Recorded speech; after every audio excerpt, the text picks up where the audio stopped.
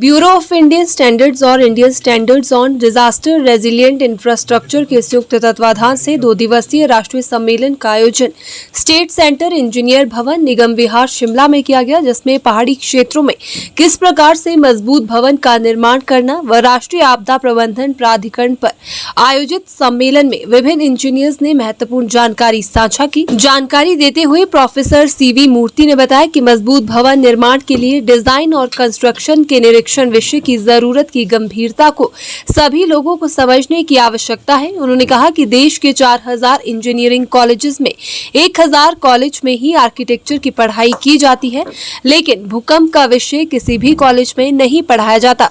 इसीलिए ये बेहद महत्वपूर्ण हो जाता है कि यदि एक व्यक्ति भवन डिजाइन करे तो एक और व्यक्ति को इस विषय से संबंधित ज्ञान होना बेहद जरूरी हो जाता है। निर्माणों की सुरक्षा के बारे में हम आगे जाना चाहेंगे तो पहली बात यह है कि टाउन प्लानिंग में एक ही जगह पे ज़्यादा निर्माण नहीं करना चाहिए, हमें इसको फैलाना चाहिए।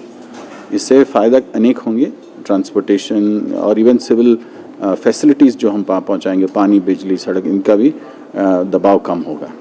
दूसरी बात है, पहाड़ी इलाकों में हमेशा तराई से अगर तुलना करें तो यहाँ का जो डिज़ाइन होता है वो थोड़ा और मजबूत होने की ज़रूरत है, क्योंकि नीचे की जो ज़मीन है वो खिसकने लगती है। इसको भी ध्यान में रखते हुए कौन से ऐसे निर्माण हैं जिसमें हमें सुरक्षा गारंटीड होती है। तो हम ये पाए हैं कि जो आमतौर से बीम कॉलम की जो फ्रेम बनाते हैं ये सुरक्षित नहीं होगा पर्वतीय इलाकों में।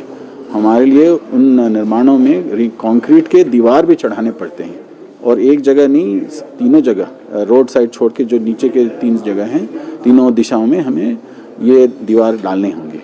ये अभी 2016 की जो रिवीजन हुई है IS 1893 और 13920 में कुछ प्राविधान लाए गए हैं। अभी हमारा एक और रिवीजन चल रहा है जिसमें हम ये बिल्डिंग्स ऑन हिल स्लोप्स के बारे में और कई सारे प्राविधान लेके आ रहे हैं। तो हम उम्मीद करते हैं कि अगर हमारे जो निर्माण हैं, डिज़ाइनर एक व्यक्ति डिज़ाइन करता है तो एक और व्यक्ति हम ढूंढें जो उस डिज़ाइन को चेक करे। इसके बगैर हमें निर्माण नहीं करना चाहिए, क्योंकि कारण अनेक हैं। देश में 4000 इंजीनियरिंग कॉलेजेस में 1000 इंजीनियरिंग कॉलेजेस में आर्किटेक्चर सिविल इंजीनियरिंग पढ़ाई जाती है, लेकिन भूकंप का विषय किसी भी कॉलेज में नहीं पढ़ाई जाती है।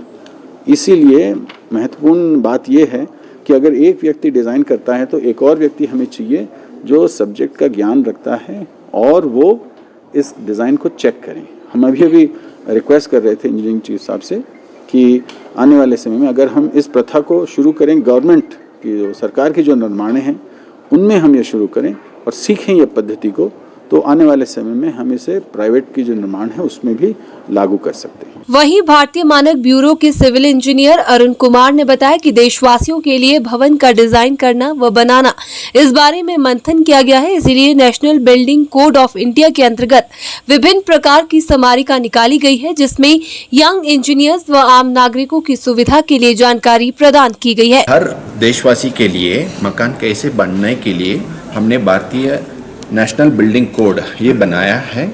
ये इंजीनियर्स और आर्किटेक्ट्स और अदर सर्विसेज इंजीनियर्स के लिए यूज़ होता है।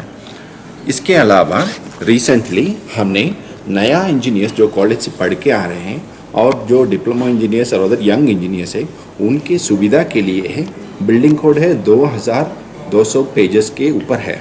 उसको कैसे पढ़ना है, कैसे उसे मकान डिज़ाइन करने के लिए ये किताब भी लाया है। इसके अलावा जो आम आदमी है जो अपना मकान बनाता है उनको ये पता होना कि बिल्डिंग्स कैसे बनेंगे, तो उसके लिए ऐसे सीरीज़ 1 करके हमने निकाला है, both in Hindi and English. इसमें बिल्डिंग परमिट प्रोसेस क्या है करके बताया गया है। सिमिलरली कोई भी आम आदमी घर एक कोठी की तरह बना सकता है या फ्लैट की तरह खरीद भी सकते हैं। उनके लिए भी हमने रेस्पेक्टिव गाइड्स डेवलप किए हैं। एक कोठी के लिए भी एक है, मतलब कोठी अगर बनाएंगे तो इंजीनियर्स और आर्किटेक्ट्स कैसे रखेंगे, उनसे क्या क्या चीज़ मांगना चाहिए, कैसे क्या क्या सबमिशन करना है अथॉरिटी में, क्या क्या प्रूफ हम रखना चाहिए even after construction of building, वो सब इन्हीं पैम्पलेट्स में दे रखा है। ये पैम्पलेट सारा BS के वेबसाइट में भी दिया गया है।